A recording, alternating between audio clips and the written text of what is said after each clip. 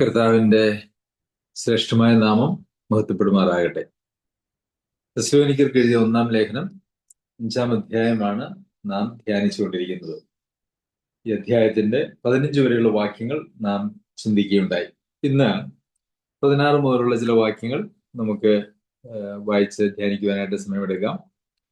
ഇവിടെ പൗലോസ് അപ്പോസ്തലൻ തന്റെ ഈ ലേഖനം അവസാനിപ്പിക്കാനായിട്ട് ആരംഭിക്കുമ്പോൾ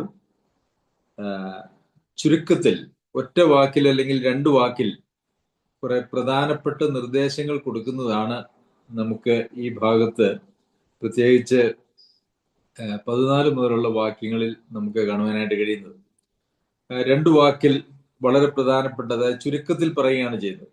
ക്രമം കെട്ടവരെ ബുദ്ധി ഉപദേശിക്കണം, ഉൾക്കരുത്തില്ലാത്തവരെ ധൈര്യപ്പെടുത്തണം, ബലഹീനരെ താങ്ങണം, എല്ലാവരോടും ദീർഘക്ഷമ കാണിക്കണം, ആർക്കും തിന്മയ്ക്ക് പകരം തിന്മ ചെയ്യരുത്, എല്ലാവരോടും എല്ലായ്പ്പോഴും നന്മ ചെയ്തുകൊണ്ടിരിക്കണം.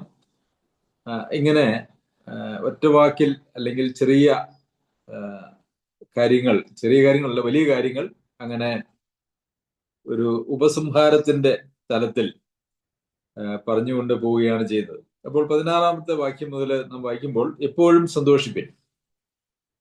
ഇത് വളരെ ബൈബിളിൽ നമുക്ക് ധാരാളമായിട്ട് കാണാൻ കഴിയുന്നതായ ഒരു നിർദ്ദേശമാണ്, ഒരു ആഹ്വാനമാണ്. എപ്പോഴും സന്തോഷിപ്പിൻ എന്ന്.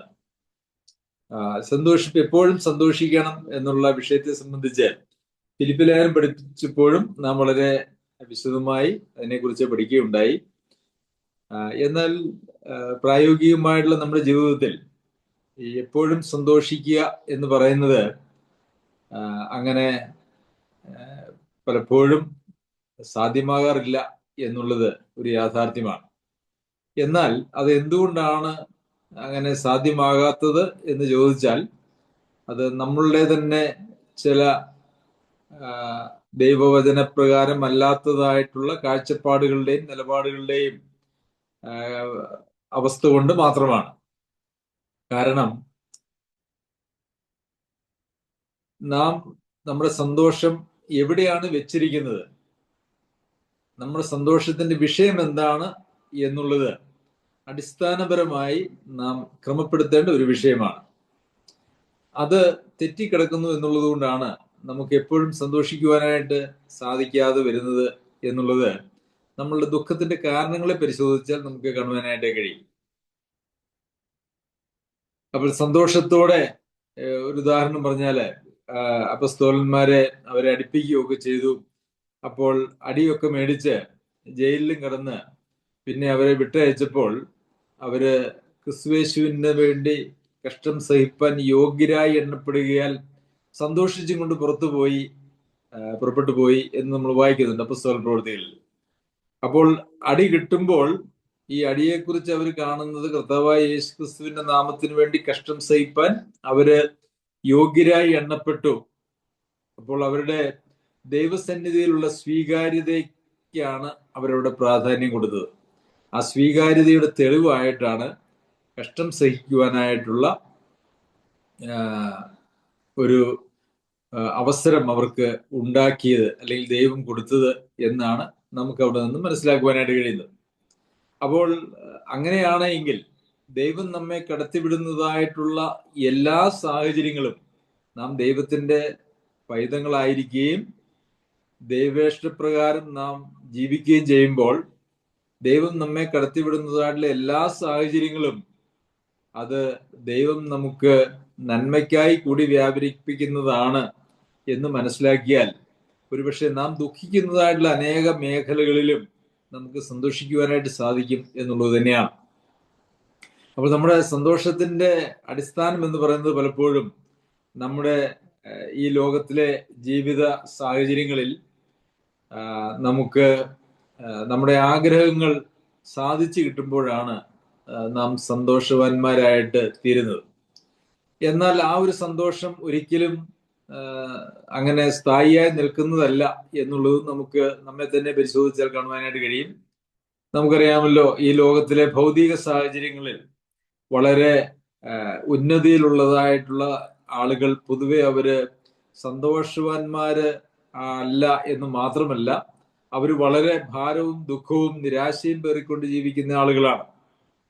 എന്നാൽ അങ്ങനെയുള്ള ഭൗതിക സാഹചര്യങ്ങളൊന്നും ഇല്ലാത്തതായ ആളുകളൊക്കെ വളരെ സന്തോഷമായിട്ട് ജീവിക്കുന്നത് നമുക്ക് കാണുവാനായിട്ട് സാധിക്കും. സന്തോഷത്തിന് നാം അടിസ്ഥാനപ്പെടുത്തുന്നത് ഒരിക്കലും നമ്മുടെ ഭൗതിക ജീവിത സാഹചര്യങ്ങൾ ആയിരിക്കരുത്. മറിച്ച് ദൈവവുമായിട്ടുള്ള നമ്മുടെ ബന്ധം നമുക്ക് ദൈവ മക്കളായി തീരുവാനായിട്ടുള്ള ഒരു വലിയ ഭാഗ്യം ലഭിച്ചത് നിത്യതയിൽ നാം ദൈവത്തോടു കൂടി ആയിരിക്കുന്നു, ദൈവത്തോടു കൂടി വസിക്കുമെന്നുള്ളതായ ആ ഒരു ഉറപ്പ്, അങ്ങനെയുള്ള കാര്യങ്ങളാണ് നമ്മുടെ സന്തോഷത്തെ നിയന്ത്രിക്കുന്നത്, അല്ലെങ്കിൽ നമ്മുടെ സന്തോഷത്തിന് ആധാരമായിരിക്കുന്നതെങ്കിൽ ഒരിക്കലും ഒരു ദുഃഖത്തിനൊരു ആവശ്യം നമുക്കില്ല. എന്നാൽ നമ്മുടെ സന്തോഷം അതിലൊന്നും അടിസ്ഥാനപ്പെട്ടതല്ല എങ്കിൽ നമുക്ക് ഈ ലോകത്തിൽ ദുഃഖിക്കാൻ മാത്രമേ അവസരങ്ങൾ ഉണ്ടാകുകയുള്ളൂ എന്ന് നമുക്കറിയാം. ഫിലിപ്പിയർക്കൊക്കെ ലേഖനം എഴുതുമ്പോൾ പൗലോസ് അപ്പോസ്തലൻ എഴുതുന്നത് സന്തോഷിപ്പിൻ എന്ന് ഞാൻ വീണ്ടും പറയുന്നു. പൗലോസ് അപ്പോസ്തലൻ ബന്ധസ്ഥനാണ്, അല്ലെങ്കിൽ ജയിലിലാണ് എന്നുള്ള കാര്യം നമുക്കറിയാമല്ലോ. പക്ഷെ അതൊന്നും തന്നെ ക്രിസ്തീയ സന്തോഷത്തിന് തടസ്സമായിരുന്നില്ല. ക്രിസ്തീയ സന്തോഷം എന്ന് പറയുന്നത് ഭൗതിക സാഹചര്യങ്ങളെ അടിസ്ഥാനമാക്കിയിട്ടുള്ള ഒരു സന്തോഷമല്ല, മറിച്ച് അത് കേവലം നമ്മുടെ ആത്മീയമായിട്ടുള്ള നിലപാടുകളും ആത്മീയമായിട്ട് നമുക്ക് ദൈവം നൽകിയിരിക്കുന്നതായുള്ള അനുഗ്രഹത്തിന്റെയും മേൽ അടിസ്ഥാനപ്പെട്ടതാണ്. അതുകൊണ്ട് ഒരിക്കലും നമുക്ക് ദുഃഖിക്കുവാനായിട്ട് ആവശ്യമില്ല. ജയിലിൽ കിടന്നാലും അടികൊണ്ടാലും ഇനി മരിക്കേണ്ടി വന്നാലും അതൊന്നും നമുക്ക് ദുഃഖമായി തീരേണ്ടതായിട്ടുള്ള ആവശ്യമില്ല. അപ്പോൾ എപ്പോഴും സന്തോഷിപ്പിൻ എന്നുള്ളത് നമ്മുടെ ജീവിതത്തിൽ ഒരു യാഥാർത്ഥ്യമായി തീരണമെങ്കിൽ നമ്മുടെ ജഡിക മോഹങ്ങളൊക്കെ വിട്ട് നാം കർത്താവിന്റെ ഇഷ്ടം ചെയ്യുന്നതിന് വേണ്ടി നമ്മെ തന്നെ ഏൽപ്പിച്ചു കൊടുത്താൽ അങ്ങനെ സന്തോഷത്തോടു കൂടി നമുക്ക് ജീവിക്കുവാനായിട്ട് സാധിക്കും. അങ്ങനെ നമ്മെ തന്നെ പൂർണ്ണമായിട്ടും ഏൽപ്പിച്ചു കൊടുക്കുമ്പോൾ എന്തുകൊണ്ടാണ് നമുക്ക് സന്തോഷിക്കാൻ കഴിയുന്നത് എന്ന് ചോദിച്ചാൽ, നാം കർത്താവിന്റെ കരങ്ങളിലാണ്. കർത്താവ് നമ്മെ ഏത് സാഹചര്യങ്ങളിലൂടെ കടത്തിവിട്ടാലും അവിടെയൊക്കെ നാം ഇരിക്കുന്നത് കർത്താവിന്റെ കരങ്ങളിലാണ് എന്നുള്ളതായ ആ ഉറപ്പാണ്. അപ്പോൾ കർത്താവ് അനുവദിക്കുന്നതിനപ്പുറം നമുക്കൊന്നും സംഭവിക്കില്ല. അനുവദിക്കുന്നതൊക്കെ നന്മയ്ക്കാണ്. അപ്പോൾ സന്തോഷിക്കുവാനായിട്ടല്ലാതെ ദുഃഖിക്കുവാനായിട്ട് നമുക്ക് യാതൊരു ന്യായവുമില്ല. പിന്നെ ഈ ലോകത്തിലെ ഭൗതിക സാഹചര്യങ്ങളൊന്നും നമുക്ക് ഇവിടെയുള്ള താൽക്കാലികമായിട്ടുള്ള സന്തോഷം പോലും നമുക്ക് തരികയില്ല. നമുക്കറിയാമല്ലോ, വലിയ ഉന്നതങ്ങളിലേക്ക് പോകുന്തോറും ആളുകളുടെ പ്രശ്നങ്ങളും അവരുടെ ബാധ്യതകളും അവരുടെ ആഗ്രഹങ്ങളും എല്ലാം അങ്ങനെ ഉയർന്നുകൊണ്ടേയിരിക്കും. അവരെ കൂടുതൽ കൂടുതൽ അസംതൃപ്തരായിട്ട് അവരുടെ ജീവിതത്തിൽ മാറുന്നു എന്ന് നമുക്ക് കാണുവാനായിട്ട് കഴിയും. എപ്പോഴും സന്തോഷിക്കും. ഇപ്പോഴുള്ളവരെ നാം ഉന്നതങ്ങളിലേക്ക്, സ്വർഗത്തിലേക്ക് നോക്കിയാൽ, ഉയരത്തിലുള്ളത് ചിന്തിച്ചാൽ, നിത്യതയെക്കുറിച്ച് ചിന്തിച്ചാൽ നമുക്ക് ദുഃഖിക്കുവാനായിട്ട് ഒരു ന്യായവുമില്ല. സന്തോഷിക്കുവാൻ മാത്രമേ ന്യായമുള്ളൂ. ഈ ലോകത്തിലുള്ള നൊടി നേരത്തേക്കുള്ള ലഘുവായ കഷ്ടം അത് നമ്മെ ദുഃഖിപ്പിക്കേണ്ടതായിട്ടുള്ള ആവശ്യമില്ല. പിന്നെ നമ്മൾ വായിക്കുന്നത് 17-ാമത്തെ വാക്യത്തിൽ ഇടപെടാതെ പ്രാർത്ഥിപ്പിൻ എന്ന് പറയുമ്പോൾ നമുക്കറിയാം, നമ്മുടെ ഈ പ്രാർത്ഥനാ വരം എന്ന് പറഞ്ഞ് ഒരു വരം അങ്ങനെയൊന്നില്ല. പ്രാർത്ഥിക്കുക എന്ന് പറയുന്നത് എല്ലാവർക്കും ദൈവം നൽകിയിരിക്കുന്നതായിട്ടുള്ള വലിയൊരു സാധ്യതയാണ്. ദൈവസന്നിധിയിൽ നമുക്ക് പ്രാർത്ഥനയ്ക്ക് വേണ്ടിയിട്ട് പ്രത്യേകം സമയമൊന്നും വേർതിരിച്ച് വെക്കണമെന്നില്ല. അങ്ങനെ ചെയ്യുന്നത് നല്ലതാണ്. പക്ഷെ അങ്ങനെയാണെങ്കിൽ പ്രാർത്ഥന ദൈവം കേൾക്കുകയുള്ളൂ. അങ്ങനെയൊന്നുമില്ല. നാം ചെയ്യുന്നതായിട്ടുള്ള എല്ലാ കാര്യങ്ങളും ദൈവനാമ മഹത്വത്തിന് വേണ്ടി ചെയ്യുകയും ഒക്കെ ചെയ്യുമ്പോൾ യഥാർത്ഥത്തിൽ അതൊരു പ്രാർത്ഥനയും ഒക്കെ ആയിട്ട് മാറുന്നു. പിന്നെ നമുക്ക് നമ്മുടെ ഹൃദയത്തിൽ ദൈവത്തോട് ഇടപെടുന്നതിന് നമുക്ക് സ്ഥലത്തിൻ്റെയോ ഒന്നും പരിമിതികൾ നമുക്കില്ല എന്നുള്ളത് നമുക്കറിയാമല്ലോ. ദൈവവുമായിട്ടുള്ള കൂട്ടായ്മയിൽ നാം മുന്നോട്ട് പോവുക എന്നുള്ളതാണ് ദൈവം നമ്മെക്കുറിച്ച് ആഗ്രഹിക്കുന്നതായിട്ടുള്ളൊരു കാര്യം. പാപം ലോകത്തിൽ വരുന്നതിന് മുമ്പ് ആദമും ഹൗവയുമായിട്ട് ദൈവത്തിന് ഒരു കൂട്ടായ്മ ബന്ധമുണ്ടായിരുന്നു. പാപം അതിനൊരു തടസ്സമുണ്ടാക്കി. കർത്താവായ യേശുക്രിസ്തു ആ തടസ്സം നീക്കി, ആ പാപത്തിന് പരിഹാരം ഉണ്ടാക്കി ദൈവവുമായിട്ട് നിരപ്പിച്ചു. കർത്താവായ യേശുക്രിസ്തുവിലൂടെ നമുക്ക് പിതാവിന്റെ അടുക്കിലേക്ക് എപ്പോഴും പ്രവേശനമുണ്ട്. അങ്ങനെ എപ്പോഴും പ്രവേശനമുള്ള ആ പ്രവേശനത്തിന്റെ സാധ്യത നമ്മൾ ഉപയോഗിക്കാതിരിക്കുന്നു എന്ന് പറയുന്നത് അത് നമ്മളുടെ ജീവിതത്തിലുള്ളതായ വലിയ ഒരു അപാകതയാണ്. നമുക്ക് എപ്പോഴും സ്വാതന്ത്ര്യമുണ്ട് പിതാവിന്റെ അടുക്കിലേക്ക് ചെല്ലാൻ. നമുക്ക് പിതാവേ എന്ന് വിളിച്ചുകൊണ്ട് ചെല്ലാനായിട്ട് നമുക്ക് ഒരു വലിയ ബന്ധമാണ് നൽകിയിരിക്കുന്നത്.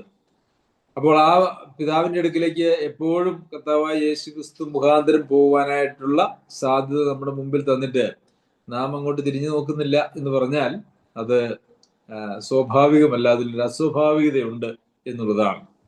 അങ്ങനെ നാം ദൈവവുമായിട്ട് നിരന്തരമായ ഒരു കൂട്ടായ്മയും പ്രാർത്ഥനയും, അതിനുശേഷം അടുത്ത വാക്യം പറയുന്നത് എല്ലാറ്റിനും വേണ്ടി സ്തോത്രം ചെയ്യുമെന്നാണ്. പ്രാർത്ഥനയും സ്തോത്രവും ഒക്കെ നാം ചെയ്യുമ്പോൾ ആ ഒരു നമ്മുടെ സ്വഭാവത്തിന് തന്നെ ഒരു വലിയ മാറ്റവും രൂപാന്തരവും വരുന്നതാണ്. അത് മാത്രവുമല്ല, നാം ചെയ്യുന്നതൊക്കെ കർത്താവിന്റെ നാമത്തിലാണല്ലോ ചെയ്യേണ്ടതും ചെയ്തുകൊണ്ടിരിക്കുന്നതും. അങ്ങനെ ചെയ്യുമ്പോഴും അതൊക്കെ നമ്മുടെ സ്വഭാവത്തിന് രൂപാന്തരം വരുത്തുന്നു, ദൈവവുമായിട്ടുള്ള നമ്മുടെ ബന്ധത്തിന് രൂപാന്തരം വരുത്തുന്നു. അതുപോലെ തന്നെ അത് നമുക്ക് അനുഗ്രഹത്തിന്, ആത്മീയമായിട്ടുള്ള എല്ലാ അനുഗ്രഹത്തിനും അത് ഇടയാകുകയും ചെയ്യുന്നു. അപ്പോൾ ഇടപെടാതെ പ്രാർത്ഥിപ്പിൻ, എല്ലാറ്റിനും സ്തോത്രം ചെയ്യുവിൻ. അപ്പോൾ പൗലോസ് അപ്പോസ്തലൻ ഇവിടെ എല്ലാറ്റിനും സ്തോത്രം ചെയ്യണം എന്ന് പറയുമ്പോൾ എന്തൊക്കെയാണ് അതിനകത്ത് ഉൾപ്പെട്ടിരിക്കുന്നത് എന്ന് ഈ ലേഖനത്തിന്റെ പശ്ചാത്തലത്തിൽ തന്നെ നാം ചിന്തിച്ചാൽ നമുക്കറിയാം, തെസ്സലോനിക്കയിലെ വിശ്വാസികൾ സഭ വളരെ ഏറെ കഷ്ടതയിലൂടെ കടന്നുപോയ ഒരു സഭയാണ്. ആ കഷ്ടതയിലൂടെ കടന്നു പോയപ്പോൾ അവർക്ക് എന്ത് സംഭവിച്ചു എന്നുള്ളതിനെ സംബന്ധിച്ച ഒരു വലിയ ഭയം പൗലോസ് അപ്പോസ്തലൻ ഉണ്ടായിരുന്നു. പൗലോസ് അപ്പോസ്തലൻ തിമോഥെയോസിനെ അയച്ചു. ഈ കാര്യങ്ങളൊക്കെ നമ്മൾ പഠിച്ചതാണ്. അപ്പോൾ അങ്ങനെയുള്ള വളരെ കഠിനമേറിയ അവസ്ഥകളിലൂടെ, പീഡനങ്ങളിലൂടെ കടന്നുപോയ ഈ സഭയിലെ വിശ്വാസികളോട് പൗലോസ് അപ്പോസ്തലൻ പറയുകയാണ്, എല്ലാറ്റിനും സ്തോത്രം ചെയ്യുവിൻ എന്ന് പറയുമ്പോൾ അവർ കടന്നു പോകുന്നതായ, അവർ ദൈവം അവരെ കടത്തി വിട്ടതായ എല്ലാ വളരെ കർശനമായ അല്ലെങ്കിൽ വളരെ ദുഷ്കരമായ ജീവിത സാഹചര്യങ്ങൾക്കും വേണ്ടി ദൈവത്തിന് സ്തോത്രം ചെയ്യുവിൻ എന്നാണ്. അപ്പോൾ നമുക്കിഷ്ടമുള്ള കാര്യങ്ങളും സന്തോഷമുള്ള കാര്യങ്ങളും ഒക്കെ ലഭിക്കുമ്പോൾ നമുക്ക് സ്തോത്രം ചെയ്യുവാനായിട്ട് എളുപ്പമാണ്. എന്നാൽ നമുക്ക് പ്രയാസമുള്ള കാര്യങ്ങൾ, കഠിന ശോധന, അങ്ങനെയുള്ള നമുക്ക് പ്രയാസം വരുന്നതായിട്ടുള്ള കാര്യങ്ങൾ വരുമ്പോൾ അതിനു വേണ്ടി സ്തോത്രം ചെയ്യുക എന്ന് പറയുന്നത് ഇച്ചിരി പ്രയാസമാണ്. എന്നാൽ ഒരു ദൈവ പൈതലിനെ സംബന്ധിച്ചിടത്തോളം ദൈവം എല്ലാം എനിക്ക് നന്മയ്ക്കായി കൂടി വ്യാപരിപ്പിക്കുന്നു. അത് ജീവിതത്തിലെ തിക്താനുഭവങ്ങളാണെങ്കിലും ജീവിതത്തിലെ കഠിനമായിട്ടുള്ള അവസ്ഥകളാണെങ്കിലും അത് എൻ്റെ നന്മയ്ക്കാണ് എന്ന് ആത്മാർത്ഥമായി ഒരു ദൈവവേദൽ വിശ്വസിക്കുന്നുവെങ്കിൽ അതിനു വേണ്ടിയിട്ട് സ്തോത്രം ചെയ്യുന്നതിന് യാതൊരു ബുദ്ധിമുട്ടും ഉണ്ടാകുകയില്ല. ഞാൻ എൻ്റെ ജീവിതത്തിൽ ചില സാഹചര്യങ്ങളിൽ വളരെ പ്രയാസമായിട്ടുള്ള കാര്യങ്ങൾ സംഭവിച്ചപ്പോൾ ഞാൻ അതിനെ അംഗീകരിക്കുകയും അതിന് ദൈവത്തിന് നന്ദി പറയുകയും ചെയ്ത് ഞാൻ ആ ഒരു വിഷയം ദൈവസന്നിധിയിൽ വിട്ടു. എന്നാൽ അതിനൊക്കെ ഒരു വലിയ പരിഹാരം, ഞാനത് എന്ന് ദൈവത്തെ ഏൽപ്പിച്ചുവോ, സന്തോഷത്തോടെ നന്ദി പറഞ്ഞുകൊണ്ട് ഏൽപ്പിച്ചുവോ, അതോടുകൂടി ആ പ്രശ്നത്തിന് ഒരു വലിയ പരിഹാരം, അത്ഭുതകരമായ ഒരു പരിഹാരം ഉണ്ടായി എന്നുള്ളതും എൻ്റെ ഒരു ജീവിതാനുഭവമാണ്. അപ്പോൾ അതിൽ നിന്ന് ഞാൻ പഠിച്ചതായിട്ടുള്ളൊരു കാര്യം, ദൈവത്തിൽ സമ്പൂർണമായിട്ടുള്ള ഒരാശ്രയവും ദൈവം നമ്മളെ കടത്തിവിടുന്നതായിട്ടുള്ള വഴികളിൽ ദൈവത്തോട് നാം വിധേയപ്പെടുകയും നന്ദി കാണിക്കുകയും ചെയ്തുകൊണ്ട് നാം മുമ്പോട്ട് പോകുന്നത് വരെ ദൈവം നമ്മളെ അങ്ങനെ കഠിനമായ ശോധനയിലൂടെ കടത്തിവിടും. അത് ദൈവത്തിലുള്ള നമ്മുടെ ആശ്രയത്തെ വർദ്ധിപ്പിക്കുന്നതിനും നമ്മളെ ചില പാഠങ്ങൾ പഠിപ്പിക്കുന്നതിനും ഒക്കെയാണ് എന്ന് ഞാൻ അതിനെക്കുറിച്ച് വിചാരിക്കുന്നു. അങ്ങനെയുള്ള പാഠങ്ങളൊക്കെ ചിലത് ഞാൻ പഠിച്ചിട്ടുണ്ട്.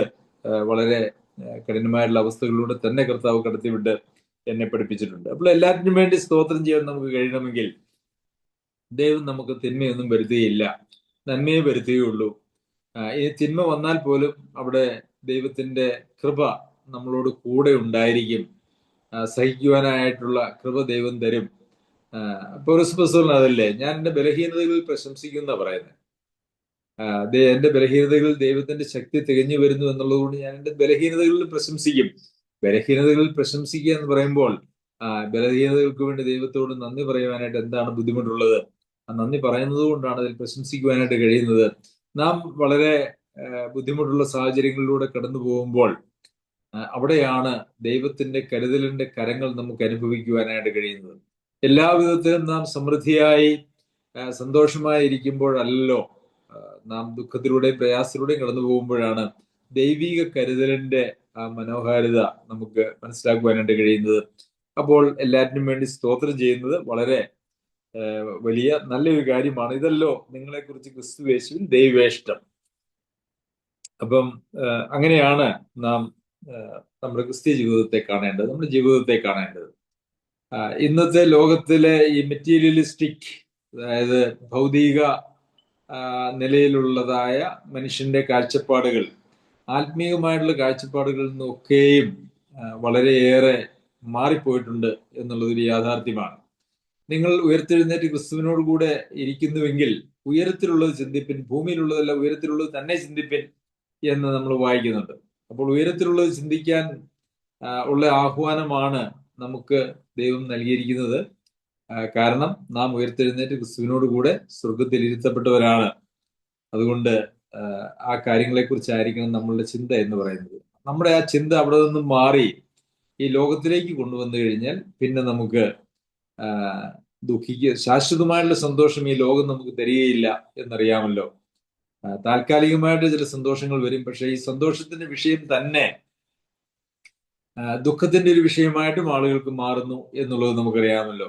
നമുക്കറിയാം, ഇപ്പം ഒരു ദമ്പതികൾ, അവർക്ക് കുഞ്ഞുങ്ങളില്ലാത്തതിന് ദുഃഖം അവർക്കുണ്ട്. അവർക്കൊരു കുഞ്ഞുണ്ടായി, അപ്പോൾ അവർക്കത് സന്തോഷമായി.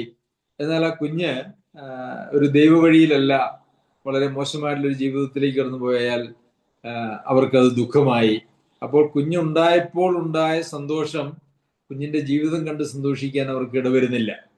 അതുകൊണ്ട് ഈ ലോകത്തിലെ ഏത് സാഹചര്യങ്ങളിലും നമ്മെ ഒരേ കാര്യം തന്നെ നമ്മളെ സന്തോഷിപ്പിക്കുന്നത് പിന്നീട് നമുക്ക് ദുഃഖമായിട്ട് മാറാനായിട്ടും ഉള്ള സാധ്യതയുണ്ട്. അതുകൊണ്ട് ശാശ്വതമായിട്ടുള്ള സന്തോഷങ്ങളൊന്നും നമുക്ക് ഈ ലോകത്തിലില്ല. നമുക്ക് നല്ല ഭക്ഷണമൊക്കെ കിട്ടുമ്പോൾ നമുക്ക് സന്തോഷമാണ്. എന്നാൽ ഭക്ഷണം കഴിച്ചു കഴിയുമ്പോൾ നമുക്ക് ജീവിതശൈലി രോഗങ്ങളൊക്കെ വന്നു കഴിയുമ്പോൾ നമുക്ക് അത് ദുഃഖമാണ്. അപ്പോൾ ഭക്ഷണം കഴിക്കാനായിട്ട് നമുക്ക് സാമ്പത്തികമായിട്ടുള്ള അവസ്ഥകളൊക്കെ ഉണ്ട്, പക്ഷെ കഴിക്കാൻ പറ്റില്ല എന്ന് വന്നാൽ, എന്തെങ്കിലും രോഗാവസ്ഥ കൊണ്ട് കഴിക്കാൻ പറ്റില്ല എന്ന് പറഞ്ഞാൽ നമുക്ക് ദുഃഖമാണ്. അപ്പോൾ ഉണ്ടായിട്ട് എന്താ, സന്തോഷിക്കാനായിട്ട് നമുക്ക് കഴിയുന്നില്ല. പ്രിയമുള്ളവരെ, ഈ ലോകത്തിലൊന്നും ശാശ്വതമായിട്ടുള്ള സന്തോഷത്തിന് കാരണമായിട്ടുള്ള കാര്യങ്ങളല്ല. ദൈവവും ദൈവസഭയും ദൈവവചനവും ഒക്കെയാണ് നമ്മളുടെ സന്തോഷത്തിന് ആധാരമായിരിക്കേണ്ടത്. ശരി, 19ാമത്തെ വാക്യത്തിൽ ആത്മാവിനെ കെടുക്കരുത്, ക്വെൻച്ച് നോട്ട് ദ സ്പിരിറ്റ്. ആത്മാവിനെ കെടുക്കരുത്. ആത്മാവിനെ കെടുക്കുക എന്ന് പറഞ്ഞാൽ എന്താണ് ഉദ്ദേശിക്കുന്നത്? എന്തായാലും പരിശുദ്ധാത്മാവിനെ നമുക്ക് നമ്മുടെ ജീവിതത്തിൽ പരിശുദ്ധാത്മാവിനെ ദൈവം നൽകിയിട്ടുണ്ട് എന്നുള്ളത് അറിയാമല്ലോ. ദൈവമക്കളായിരിക്കുന്ന പരിശുദ്ധാത്മാവില്ലാത്ത ആരും, അവന്റെ ആത്മാവില്ലാത്തവൻ അവനുള്ളവനല്ല, ദൈവാത്മാവില്ലാത്തവൻ അവനുള്ളവനല്ല. അപ്പോൾ നാം ദൈവത്തിനുള്ളവനാണ് എങ്കിൽ നമ്മളിൽ ദൈവത്തിന്റെ ആത്മാവിനെ തന്നിട്ടുണ്ട്. അപ്പോൾ നമ്മളിൽ ആത്മാവിനെ കെടുക്കരുത് എന്ന് പറയുമ്പോൾ നമ്മളിലുള്ള പരിശുദ്ധാത്മാവിന്റെ പ്രവർത്തനത്തെയും പരിശുദ്ധാത്മാവിന്റെ ആലോചനയെയും നാം നിരസിക്കരുത് എന്നാണ് അതുകൊണ്ട് അർത്ഥമാക്കിയിരിക്കുന്നത്. കെടുക്കുക, ഒരു വിളക്ക് കെടുത്തുക എന്ന് പറഞ്ഞാൽ നമുക്കറിയാമല്ലോ. ആ വിളക്ക് ഒരു വിളക്കാണ് എന്ന് പറഞ്ഞതുകൊണ്ട് കാര്യമല്ല. വിളക്കിന്റെ ഉപയോഗം എന്ന് പറയുന്നത് ആ വിളക്ക് കത്തി നിൽക്കുമ്പോഴാണ്, അപ്പോഴാണ് അതിന് വെളിച്ചം കിട്ടുന്നത്. അത് കെട്ടുപോയി കഴിഞ്ഞാൽ വെറും അതൊരു കാഴ്ച വസ്തു മാത്രമാണ്. അതുപോലെ പരിശുദ്ധാത്മാവിനെ നമ്മളുടെ ഹൃദയങ്ങളിലേക്ക് നൽകിയിരിക്കുന്നത് ആ ആത്മാവിനെ അനുസരിച്ച് നാം ജീവിക്കുന്നതിന് വേണ്ടിയാണ്. അതുപോലെ തന്നെ നമ്മുടെ എല്ലാ ജീവിത സാഹചര്യങ്ങളിലും നമ്മളെ ശക്തിപ്പെടുത്തുന്നത് പരിശുദ്ധാത്മാവാണ്. അപ്പോൾ അങ്ങനെയുള്ള സാഹചര്യത്തിൽ ഈ പരിശുദ്ധാത്മാവിനെ കെടുത്തുക എന്ന് പറഞ്ഞാൽ നാം ദൈവത്തിൽ ആശ്രയിക്കുക, നമ്മുടെ ജീവിത പ്രശ്നങ്ങളിൽ നാം ദൈവത്തിൽ ആശ്രയിക്കാതിരിക്കുകയും അതുപോലെ തന്നെ ദൈവിക ആലോചനയ്ക്ക് ചെവി കൊടുക്കാതിരിക്കുകയും ചെയ്യുമ്പോൾ, അത് തുടർമാനമായിട്ട് നാം ചെയ്താൽ പരിശുദ്ധാത്മാവ് നമ്മളിൽ ഉണ്ട് എന്ന് പറയുന്നത് കൊണ്ട് പ്രത്യേകിച്ച് കാര്യമൊന്നുമില്ല. ആ പരിശുദ്ധാത്മാവിന്റെ പ്രവർത്തനത്തിന് നാം അനുവദിക്കുന്നില്ല എന്നുള്ള നിലയിൽ പരിശുദ്ധാത്മാവിനെ കെടുത്തിക്കളഞ്ഞു എന്ന് പറയുവാനായിട്ട് സാധിക്കും. അതിനെക്കുറിച്ച് നാം ഇതിനു മുമ്പ് പഠിച്ചിട്ടുള്ളതാണ്. ആത്മാവിനെ ദുഃഖിപ്പിക്കരുത്, ആത്മാവിനെ കെടുത്തരുത്, ആത്മാവിനെ നിന്ദിക്കരുത്. ഈ 3 വാക്യങ്ങളും നമുക്ക് പുതിയ നിയമത്തിൽ കാണുവാനായിട്ട് കഴിയും. ആത്മാവിനെ ദുഃഖിപ്പിക്കരുത് എന്ന് എഫെസ്യ ലേഖനത്തിലും ആത്മാവിനെ നിന്ദിക്കരുത് എന്ന് എബ്രായ ലേഖനം 10-ാം അധ്യായത്തിലുമാണ് നാം അത് വായിക്കുന്നത്. അപ്പോൾ ആത്മാവിനെ നമുക്ക് നൽകിയിരിക്കുന്നത് നമ്മുടെ പുത്രത്വത്തിന്റെ തെളിവാണ്. നമുക്ക് നമ്മുടെ ദൈനംദിന ജീവിതത്തിൽ നമുക്ക് നിർദ്ദേശങ്ങൾ തരുന്നതിന് സഹായകരമാണ്. ദൈവവചനത്തിന്റെ ബോധ്യങ്ങൾ നമ്മുടെ ഉള്ളിലേക്ക് തരുന്നത് പരിശുദ്ധാത്മാവാണ്. നമ്മുടെ പരിശുദ്ധാത്മാവിന്റെ ശക്തിയാണ് നമ്മളുടെ ശക്തി എന്ന് പറയുന്നത്. നമ്മുടെ എല്ലാ ശുശ്രൂഷകളിലും അതുപോലെ നമ്മുടെ ജീവിത സാഹചര്യങ്ങളിലും ഒക്കെ നമ്മുടെ ശക്തി എന്ന് പറയുന്നത് പരിശുദ്ധാത്മാവിന്റെ ശക്തിയാണ്. അപ്പോൾ ആ ആത്മാവിനെ കെടുക്കാതിരിക്കുക, ആത്മാവിന്റെ നിർദ്ദേശങ്ങൾക്ക് ചെവി കൊടുക്കുക എന്നുള്ളത് നമുക്ക് ഏറ്റവും അത്യാവശ്യമാണ്. പിന്നെ അടുത്ത വാക്യം, 20-ാമത്തെ വാക്യം, പ്രവചനം തുച്ഛീകരിക്കരുത്. പ്രവചനം തുച്ഛീകരിക്കരുത്. ഇവിടെ അതിന്റെ മൂലഭാഷയിലെടുത്ത് നോക്കിയാൽ പ്രവചനത്തെ തുച്ഛീകരിക്കരുത് എന്നാണ്, പ്രവചിക്കുന്നതിനെ തുച്ഛീകരിക്കരുത് എന്നാണ് യഥാർത്ഥത്തിൽ അതിന് വരേണ്ടതായിട്ടുള്ള തർജ്ജമ. എന്നാൽ പ്രവചനം തുച്ഛീകരിക്കരുതെന്ന് പറയുന്നതും അത് ശരിയായിട്ടുള്ളൊരു തർജ്ജമയാണ്. പക്ഷെ ആ ഭാഷാ പ്രയോഗത്തില് അത് കേൾക്കുമ്പോൾ നമുക്ക് ഒരു അവ്യക്തത ഉണ്ട് എന്നുള്ളത് മാത്രമാണ്. ഇവിടെ എന്താണ് പ്രവചനം തുച്ഛീകരിക്കരുത് എന്ന് പറയുന്നത് കൊണ്ട് ഉദ്ദേശിക്കുന്നത്? പ്രവചനം എന്ന് പറഞ്ഞാൽ എന്താണ് എന്നുള്ളത് നാം മനസ്സിലാക്കണം. പൗലോസ് അപ്പോസ്തലൻ പ്രവചനം എന്ന് പറയുമ്പോൾ അതുകൊണ്ട് അർത്ഥമാക്കിയിരിക്കുന്നത് കൊരിന്ത്യർക്ക് എഴുതിയ 1-ാം ലേഖനം അതിന്റെ 14-ാം അധ്യായത്തിന്റെ 3-ാം വാക്യത്തിൽ വളരെ കൃത്യമായിട്ട് ഒരു നിർവചനം പോലെ നമുക്ക് നൽകിയിട്ടുണ്ട്. പ്രവചിക്കുന്നവനോ ആത്മീക വർധനയ്ക്കും പ്രബോധനത്തിനും ആശ്വാസത്തിനുമായി മനുഷ്യരോട് സംസാരിക്കുന്നു. പ്രവചിക്കുക എന്ന് പറഞ്ഞാൽ നമുക്ക് പെട്ടെന്ന് നമ്മുടെ മനസ്സിലേക്ക് വരുന്നത് എന്തെങ്കിലും ഭാവി കാര്യങ്ങൾ നമ്മളോട് പറയുക എന്നുള്ള ഒരു രീതിയിലാണ്. എന്നാൽ അതും ഒരു പ്രവചനമാണ് എന്നുള്ളത് ഒരു യാഥാർത്ഥ്യമാണ്. പക്ഷെ അത് പുതിയ നിയമസഭകളിൽ ഉണ്ടായിരുന്നതായിട്ടുള്ള പ്രവചനം ആ ഒരു പ്രവചനം അല്ല. പ്രവചിക്കുന്നവൻ ആത്മീയ വർധനയ്ക്കും പ്രബോധനത്തിനും ആശ്വാസത്തിനുമായി മനുഷ്യരോട് സംസാരിക്കുന്നു. ഇവിടെ ഇത് ഉദ്ദേശിച്ചിരിക്കുന്നത് നിങ്ങൾ ദൈവവചന സന്ദേശങ്ങൾ, ഈ ആശ്വാസം, പ്രബോധനം, ഇതൊക്കെ ദൈവവചന സന്ദേശങ്ങളിൽ നമുക്ക് കേൾക്കുന്നതായിട്ടുള്ള, നൽകുന്നതായിട്ടുള്ള, ലഭിക്കുന്നതായിട്ടുള്ള കാര്യങ്ങളാണ്. അപ്പോൾ ദൈവവചന സന്ദേശങ്ങളെ നിങ്ങൾ തുച്ഛീകരിക്കരുത്, വില കുറഞ്ഞ് കാണരുത് എന്നാണ് യഥാർത്ഥത്തിൽ അത് അർത്ഥമാക്കിയിരിക്കുന്നത്. പ്രവചനത്തെ തുച്ഛീകരിക്കരുത് എന്ന് പറയുന്നതുകൊണ്ട് എങ്ങനെയാണ് ദൈവവചന സന്ദേശങ്ങളെ നമുക്ക് തുച്ഛീകരിക്കുവാനായിട്ട് കഴിയുക? അത് കേൾക്കാൻ താല്പര്യമില്ലാത്ത ഒരു മനോഭാവത്തോടു കൂടി അതിനെ സമീപിക്കുക എന്ന് മാത്രവുമല്ല, അത് കേട്ടതിന് ശേഷം അത് നമ്മുടെ ജീവിതത്തിൽ പ്രത്യേകിച്ച് ഒരു, നമ്മുടെ നാടൻ ഭാഷയിൽ പറയുമല്ലോ, ഒരു ചെവിയിൽ കൂടെ കയറി മറ്റേ ചെവിയിൽ കൂടെ പോയി എന്ന് പറയുന്ന നിലയിൽ അതാകാതിരിക്കുക. ഈ തെസ്സലോനിക്ക ലേഖനത്തിൽ തന്നെ സാക്ഷാൽ ഞങ്ങളുടെ വാക്കുകൾ സാക്ഷാൽ, ഞങ്ങളുടെ വചനം സാക്ഷാൽ ദൈവവചനമായി തന്നെ നിങ്ങൾ സ്വീകരിച്ചു എന്ന് നമ്മൾ വായിക്കുകയും പഠിക്കുകയും ചെയ്തുവല്ലോ. അപ്പോൾ നാം ദൈവവചനം നമുക്ക് നൽകുന്നതായിട്ടുള്ള അല്ലെങ്കിൽ ദൈവവചനത്തിന്റെ ശുശ്രൂഷയെ ഏറ്റവും ഗൗരവമായിട്ട് എടുക്കണം, ഗൗരവം കുറഞ്ഞ് കാണരുത്. ഇപ്പോൾ ജനിച്ച ശിശുക്കളെ പോലെ മായമില്ലാത്ത പാൽ കുടിപ്പാൻ നിങ്ങൾ വാഞ്ചിപ്പിൻ, വചനമെന്ന് മായമില്ലാത്ത പാൽ കുടിപ്പാൻ വാഞ്ചിപ്പിൻ. അപ്പൊ ഒരു വാഞ്ചയോടെ, ഒരു ദാഹത്തോടു കൂടി നാം ദൈവവചനത്തിന് മുമ്പാകെ ഇരിക്കുന്നില്ല എങ്കിൽ അത് ഈ പ്രവചനത്തെ തുച്ഛീകരിക്കരുത് എന്ന് പറയുന്നതിന് തുല്യമാണ്. ഇപ്പോൾ നമ്മുടെ ഈ ക്ലാസ്സുകളോടുള്ള ബന്ധത്തിൽ ചിന്തിച്ചാൽ, മൊബൈലൊക്കെ ഓണാക്കി അവിടെ വെച്ചിട്ട് നമ്മൾ നമ്മളുടേതായിട്ടുള്ള കാര്യങ്ങൾക്ക് പോവുകയും ഒക്കെ ചെയ്യുന്നത്, അങ്ങനെ ചെയ്താൽ ആ ചെയ്യുന്നത് ഈ പ്രവചനത്തെ തുച്ഛീകരിക്കരുത് എന്ന് പറയുന്നതിന് ഗണത്തിൽപ്പെടും എന്ന് ഞാൻ ആത്മാർത്ഥമായിട്ടും വിശ്വസിക്കുന്നു.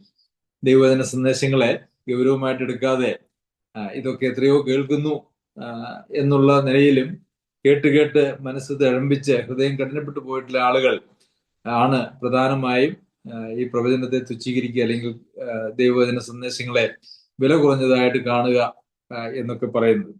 നമ്മളെപ്പോഴും ദൈവവചനത്തോട്, സന്ദേശങ്ങളോട് സമീപിക്കേണ്ടത് ഒരു വലിയ ആർത്തിയോടു കൂടിയാണ്, ആഗ്രഹത്തോടു കൂടിയാണ്.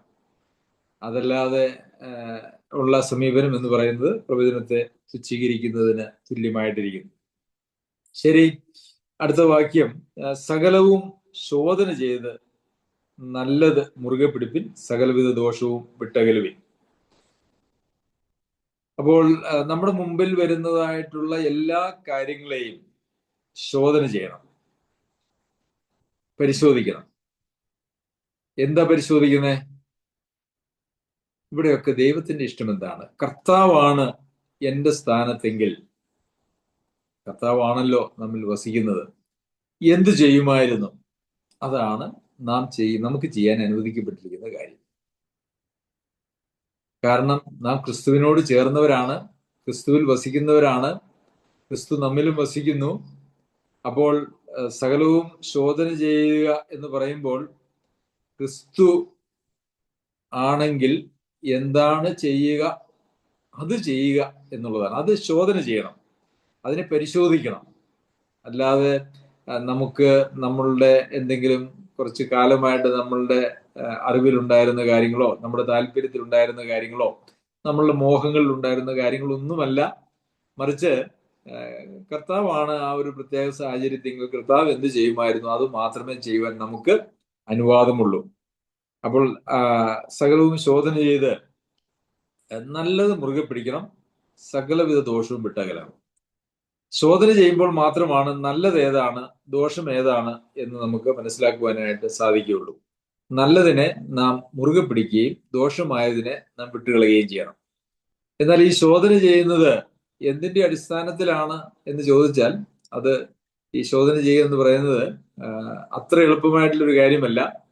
ഈ ശോധന ചെയ്ത് നല്ലത് മുറുകെ പിടിക്കുവാനായിട്ടുള്ള പരിജ്ഞാനം നമ്മളിൽ ഉണ്ടാവേണ്ടത് ആവശ്യമാണ്. ആ പരിജ്ഞാനം നമ്മളിൽ ഇല്ല എങ്കിൽ നമുക്ക് ഇതിന്റെ ശരിതെറ്റുകളെ കുറിച്ച് മനസ്സിലാക്കുവാനായിട്ട് കഴിയുന്നതല്ല. സകല മനുഷ്യരും രക്ഷിക്കപ്പെടുവാനും സത്യത്തിന്റെ പരിജ്ഞാനത്തിലെത്തുവാനും അവൻ ഇച്ഛിക്കുന്നു എന്ന് പറയുന്നതിന്റെ പ്രാധാന്യം അതാണ്. അതുപോലെ തന്നെ ആത്മീയമായിട്ടുള്ള പക്വതയിലേക്ക് നാം വരുമ്പോൾ, അല്ലെങ്കിൽ ആത്മീയമായിട്ടുള്ള ഒരു ഉണർവിലേക്ക് നാം വരുമ്പോൾ നമുക്ക് ശരിയായിട്ടുള്ള കാര്യങ്ങൾ, അല്ലെങ്കിൽ നാം രൂപാന്തരപ്പെട്ട് ക്രിസ്തുവിനെ പോലെ ആകുമ്പോൾ, അതല്ലേ നന്മയും പ്രസാദവും പൂർണ്ണതയും ഉള്ള ദൈവഹിതം തിരിച്ചറിയേണ്ടതിന് മനസ്സ് പുതുക്കി രൂപാന്തരപ്പെടുവിൻ. അപ്പോൾ അങ്ങനെ രൂപാന്തരപ്പെട്ട് ക്രിസ്തുവിനെ പോലെ നാം ആകും തോറും ക്രിസ്തു എങ്ങനെ ചെയ്യുമായിരുന്നു എന്നുള്ളത് നമുക്ക് വളരെ എളുപ്പത്തിൽ മനസ്സിലാക്കുവാനായിട്ട് സാധിക്കും. അങ്ങനെ മനസ്സിലാക്കുവാനായിട്ട് സാധിക്കാത്ത ബലഹീനമായിട്ടുള്ള വിശ്വാസികൾ, അല്ലെങ്കിൽ പ്രായത്തിൽ ആത്മീയമായിട്ടുള്ള പക്വതയിൽ കുറവുള്ള വിശ്വാസികൾക്ക് സഹവിശ്വാസികളുടെ സഹായം അതിന് ലഭിക്കാവുന്നതാണ്, അതിനെടുക്കാവുന്നതാണ്. ഇവിടെ 14-ാമത്തെ വാക്യത്തിൽ നമ്മൾ വായിച്ചപ്പോൾ, സഹോദരന്മാരെ, ഞങ്ങൾ നിങ്ങളെ പ്രബോധിപ്പിക്കുന്നത് ക്രമം കെട്ടവരെ ബുദ്ധി ഉപദേശിപ്പിൻ, ഉൾക്കരുത്തില്ലാത്തവരെ ധൈര്യപ്പെടുത്തുവിൻ. അതായത് സഭയ്ക്കുള്ള ഒരു നിർദ്ദേശമാണ് ക്രമം കെട്ടവരെ. അത് സഭയിലെ പാസ്റ്ററിനുള്ളതല്ല, അല്ലെങ്കിൽ മൂപ്പനുള്ളതല്ല, സഭയ്ക്കുള്ള നിർദ്ദേശമാണ് ഇവിടെ പറഞ്ഞിരിക്കുന്നതെല്ലാം. അപ്പോൾ നാം മറ്റുള്ളവർക്ക്, അങ്ങനെ പക്വതയില്ലാത്തതായിട്ടുള്ള ആളുകൾക്ക്, ആ വിവേകത്തിലെത്താത്ത, പരിജ്ഞാനത്തിലെത്താത്ത ആളുകൾക്ക് അതെല്ലാം പറഞ്ഞു കൊടുക്കേണ്ടതായിട്ടുള്ള ഉത്തരവാദിത്വം അങ്ങനെ പക്വതയുള്ള ആളുകളുടെ ഉത്തരവാദിത്വമാണ്. എന്നാൽ ഈ കാലഘട്ടത്തിലുള്ള ഏറ്റവും വലിയ പ്രശ്നം ആരും ആരുടെയും ഉപദേശത്തിന് ചെവി കൊടുക്കാൻ തയ്യാറില്ല എന്നുള്ളതാണ്. അതൊരു വലിയ അപകടകരമായ അവസ്ഥയാണ്. നിങ്ങളുടെ ആരുടെയും ഉപദേശം എനിക്ക് വേണ്ട എന്ന് പറയുന്ന ഒരാൾ യഥാർത്ഥത്തിൽ ദൈവിക വഴിയിൽ ജീവിക്കുന്ന ഒരാളാണ് എന്ന് ചിന്തിക്കുക വളരെ പ്രയാസമാണ്.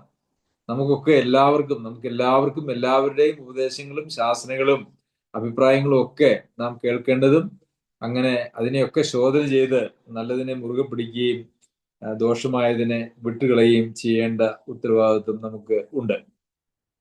പ്രിയമുള്ളവരെ, ദൈവം നമ്മെ സഹായിക്കട്ടെ. നാം ഇന്ന് കണ്ടതായിട്ടുള്ള കാര്യങ്ങൾ എപ്പോഴും സന്തോഷിക്കണം. നമ്മുടെ സന്തോഷത്തിന്റെ അടിസ്ഥാനം എന്താണ്? ഈ ഭൗതിക ജീവിതത്തിലെ എന്തെങ്കിലും കാര്യങ്ങളാണോ, അതെയോ ആത്മീയമായിട്ടുള്ള നിത്യമായിട്ടുള്ള കാര്യങ്ങളാണോ? നിത്യമായിട്ടുള്ള കാര്യങ്ങളാണ് എങ്കിൽ നമുക്ക് ദുഃഖിക്കുവാൻ ഈ ലോകത്തിൽ ഒന്നും ഇല്ല എന്നുള്ളത് തന്നെ. ഇടപെടാതെ പ്രാർത്ഥിപ്പിൻ, എല്ലാറ്റിനും വേണ്ടി സ്തോത്രം ചെയ്യുവിൻ. നാം ദൈവവുമായിട്ടുള്ള നിരന്തരമായിട്ടുള്ള കൂട്ടായ്മയിൽ വസിക്കുമ്പോൾ മാത്രം നമുക്ക് സാധ്യമാകുന്ന ഒരു കാര്യമാണ്. ഇതാണ് ക്രിസ്തുയേശുവിൽ ദൈവേഷ്ടം എന്ന് നമ്മൾ കണ്ടല്ലോ. ആത്മാവിനെ കെടുക്കരുത്, പ്രവചനം തുച്ഛീകരിക്കരുത്, സകലവും ശോധന ചെയ്ത് നല്ലത് മുറുകെ പിടിക്കുകയും സകലവിധ ദോഷത്തെയും വിട്ടുകളയുകയും ചെയ്യാം. സർവശക്തനായ ദൈവം നമ്മെ ഈ മേഖലകളിലൊക്കെയും സഹായിക്കട്ടെ. അവന്റെ അതിപരിശുദ്ധ നാമം വാഴ്ത്തപ്പെടുമാറാകട്ടെ.